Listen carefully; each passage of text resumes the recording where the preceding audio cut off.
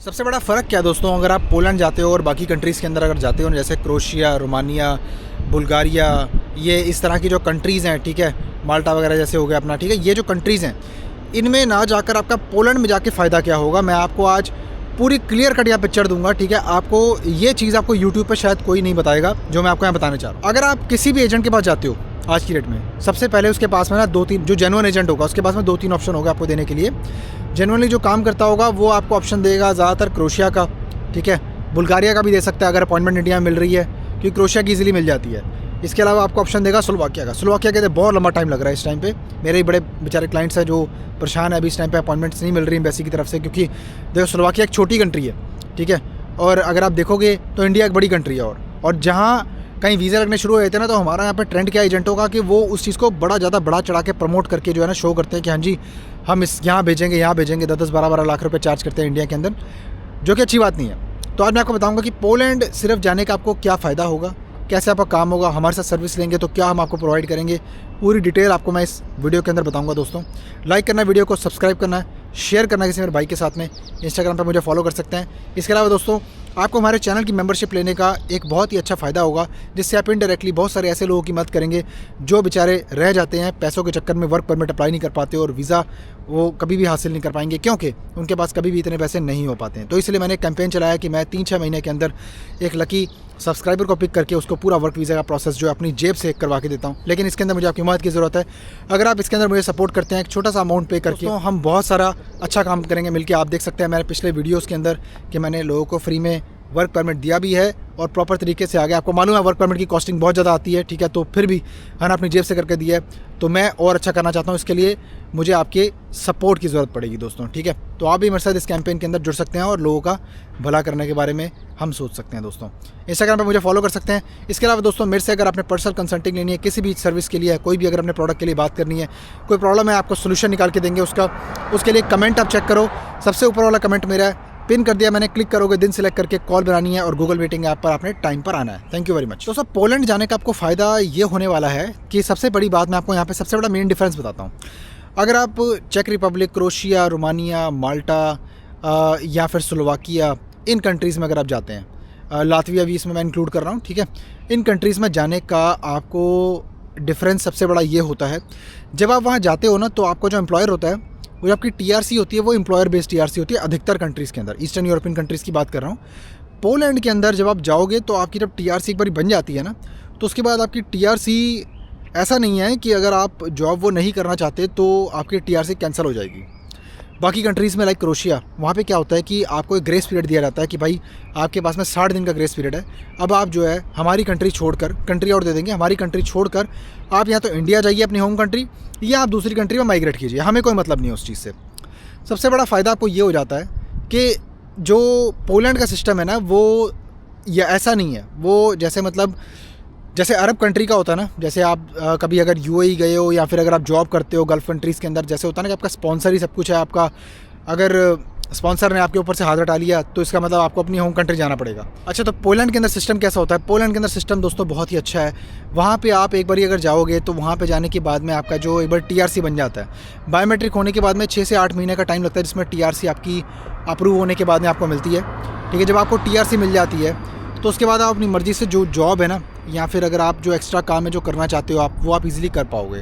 जैसे for an example अगर आप उबर ईट्स करना चाहते हो, फॉर एन एग्जांपल अगर आप कोई और जॉब स्विच करना चाहते हो, तो ये बहुत पॉसिबल है। ऐसा नहीं है कि मतलब आपको किसी चीज़ की रिस्ट्रिक्शन है या आपको एम्प्लॉयर से कोई परमिशन लेनी पड़ेगी, या फिर आप जो है जिस तरह से आप काम कर रहे हो कोई दूसरी कंट्री के अंदर, ठीक है, तो आपको किसी भी तरह की पाबंदी होती है, नहीं ऐसा नहीं होगा, ठीक है। तो ये चीज़ बहुत ही बढ़िया मुझे पोलैंड के अंदर लगी, शानदार एकदम।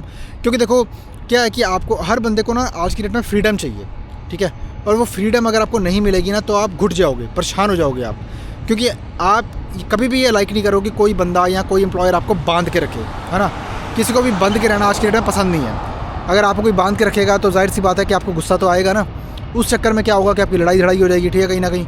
उससे फ़ायदा क्या होगा? कोई मतलब फ़ायदा कुछ भी नहीं होगा, नुकसान ही नुकसान है आपका। आपको निकाल दिया जाएगा, फिर आप देखो तभी तो ऐसा होता है जब बंदे क्रोशिया आते हैं, रोमानिया आते हैं या कोई और कंट्री में आते हैं, बुल्गारिया वगैरह आ जाते हैं ना, फिर मेरे को कॉल बना के पूछते हैं कि भाई हमें मूव करवाओ, हमें यहाँ नहीं रहना, हमें मूव करवाओ, हमें दूसरी कंट्री में जाना है। इतना मैंने पोलैंड की वीडियो डाली थी, इतना मतलब लोगों का अच्छा रिस्पांस आया, इसलिए मैं पोलैंड ज़्यादा कंसिडर करता हूँ, क्योंकि मैं चाहता हूँ कि आपको एक बेटर क्वालिटी ऑफ लाइफ मिले, क्योंकि आप उसके हकदार हैं। आप यहाँ आते हैं, मेहनत करते हैं, अपने घर वालों के लिए पैसा कमाते हैं, अपनी अच्छी बेटर लाइफ के लिए पैसा कमाते हैं, तो आपको इस चीज़ का हक है कि आप एक अच्छी इन्फॉर्मेशन के तहत, ठीक है, आप जो आपको जानकारी मिले और आप जो वहाँ जाके अपना सपना साकार करें। जो आप सोचते हो फ्रीडम है ना, लाइफ जो बढ़िया रहे आपकी, वो यहाँ पर किन कंट्रीज़ में आपकी हो सकती है। अगर तो आपको बिल्कुल स्टेबिलिटी और ठहराव चाहिए तो आप पोर्चुगल में आके आर्टिकल 92 भी करवा सकते हो। टूरिस्ट वीज़ा पे आकर यहाँ पर अपना प्रॉपर शेंगन वीज़े के ऊपर आप अपना आर्टिकल 92 करवा सकते हो। उसके लिए मैंने वीडियोस काफ़ी दफ़ा डाली हुई है, आप वो चेक कर सकते हो।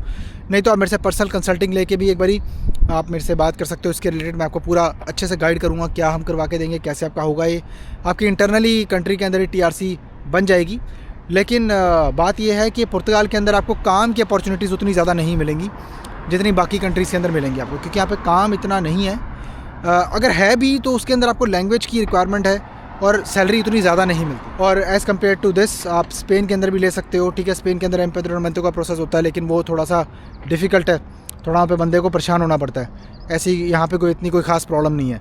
बाकी स्टेबिलिटी चाहिए तो ये कंट्रीज़ बेस्ट हैं, और इनकी जो TRC है वो एम्प्लॉयर बेस नहीं होती। पुर्तगाल, स्पेन, इटली बहुत ही बढ़िया, मतलब एनवायरनमेंट काफ़ी अच्छा है। नहीं तो पोलैंड जाओगे, वर्क परमिट प्रॉपर जाओगे, वहाँ पे रहोगे, जॉब भी मिलेगी, सब कुछ मिलेगा आपको, तो बेस्ट है आप पोलैंड चले जाओ, ठीक है। अगर आपको उस रिस्क में नहीं पड़ना कि यार कल को अरे भाई हम कहीं इलीगल ना हो जाए, ये बंदों का बड़ा सवाल होता है। आप इलीगल भाई यूरोप में कभी नहीं होते अनलेस आप अपनी मर्ज़ी से यहाँ पे टूरिस्ट वीज़ा पे आके कुछ एक्शन ना लो और यहाँ पर आप जो है बेसिकली कहीं ना कहीं छुप जाओ या कहीं ना कहीं किसी और कंट्री में चले जाओ, वो गलत है भाई। क्योंकि देखो आज तो आप कहीं ना कहीं इधर उधर हो जाओगे, कल को जब इंडिया जाने की या अपने कंट्री में जाने की आपकी बारी आएगी कि हाँ यार कोई फैमिली फंक्शन है या कुछ ना कुछ करने जाना है, या फिर यहाँ पे जॉब करनी है अच्छी, चल आपको काम भी मिल गया एक पल के लिए, तो आप क्या करोगे, है ना, कैसे जाओगे आप। तो बहुत सारे लोग इस चीज़ को समझते नहीं हैं, वो बस यही है, वो सोचते हैं किस तरीके से बस हम यहाँ स्टे कर जाएँ और बस हम जाएँ ना। ऐसा नहीं होता भाई। देखो यहाँ पर आप सिस्टम में जब तक नहीं आओगे ना, आपको यहाँ पर यूरोप का मज़ा आएगा रहने का, आपके लिए अपने देश से भी बदतर होगा ये। क्योंकि ना तो आपको यहाँ पे कोई मेडिकल फैसिलिटी मिलेगी, ना तो आपको यहाँ पर कुछ फ़ायदा होगा, कुछ भी नहीं होगा यहाँ पे आपका। ना तो आप यहाँ पे सिस्टम में आओगे, किसी भी तरीके के कोई लीगल सिस्टम में यहाँ पे नहीं आओगे, तो आप इनके लिए चाहे जियो मरो, इनको क्या फ़र्क पड़ता है, क्योंकि आप इनके सिस्टम में ही नहीं हो। इनको किसी को कोई जवाब ही नहीं देना कि हाँ भाई आपका बंदा यहाँ आया नहीं है, कोई जवाब ही नहीं देना। बाकी पोलैंड के अंदर दोस्तों आपको 3 साल का वर्क परमिट हम करवा के देंगे, जिसके अंदर आपको जॉब्स मिलेंगी वेयर हाउस के अंदर। ऑलरेडी बताता रहता हूँ मैं, ठीक है, वेयर हाउस, फैक्ट्रीज़, इस तरह की आपको जॉब्स मिलती है पोलैंड के अंदर, ठीक है। बाकी आप सैलरी एक्सपेक्ट कर सकते हो 80,000 से लेके इंडिया के लाख सवा लाख रुपए तक, जिसमें आपकी सेविंग भी अच्छी हो जाएगी। और अकोमोडेशन आपको एम्प्लॉयर देता है, लेकिन उससे कुछ पैसे कटते हैं, ठीक है। अराउंड 400-500 ज़ॉल्टी जो है वो कट जाती है, ठीक है। तो सैलरी की अगर बात करें तो सैलरी ज़ॉल्टीज़ में वहाँ की करेंसी बता रहा हूँ PLN, इसके अंदर आपको कुछ 4,600 से 4,800 के बीच में आपको मिल जाती है, ठीक है। बाकी यहाँ वहाँ जाके अपने फील्ड में आप जॉब कर पाओगे, बिल्कुल कर पाओगे, ठीक है, आप कर सकते हो, ठीक है ये। लेकिन इसके अंदर कुछ कंडीशंस होती हैं, वो जब आप कॉल बनाओगे तो मैं आपको बता दूंगा, लेकिन इट्स नॉट दैट हार्ड। तकरीबन 3 से 5 महीने का प्रोसेस के अंदर लगेंगे, ज़्यादा भी लग सकता है थोड़ा टाइम अगर खिंच जाए तो, क्योंकि मेरे ऊपर नहीं है, सरकारी काम होते हैं। उसके बाद में जब आपके हाथ में वर्क परमिट आ जाएगा, ई-कॉन्सुलेट रजिस्ट्रेशन हम आपकी करवा के देंगे, और उसके बाद में आपने इंटरव्यू के अपॉइंटमेंट के लिए आपने जो वेट करनी होती है, बस वो आपको अपने आप मिल जाएगी। शेड्यूल होने के बाद में फिर आपने उसके बाद इंटरव्यू देने जाना है और उसके बाद अपना वीज़ा रिसीव करना है दोस्तों, इतनी सी बात है। अप्लाई करना चाहते हो या कोई और ऑप्शन के लिए अप्लाई करना चाहते हो तो आप मेरे से रब्ता कर सकते हो, ठीक है। आपको कॉल बनाने का लिंक नीचे कमेंट में दिया हुआ है, क्लिक करोगे, दिन सेलेक्ट करके गूगल मीटिंग ऐप पर आप टाइम पर ज्वाइन करना, और मैं आपको आपके दिए हुए टाइम और दिन पे मिलूंगा दोस्तों। वीडियो को अपने लाइक करना है, सब्सक्राइब करना, चैनल को इस तरह कंटेंट के लिए शेयर करना, किसी मेरे भाई के साथ मैं जाना चाहता हूँ। इंस्टाग्राम पर मुझे फॉलो कर सकते हैं, और इसके अलावा अपना बहुत सारा ख्याल रखिए, अपने भाई को दुआ में याद रखिए। Bye bye.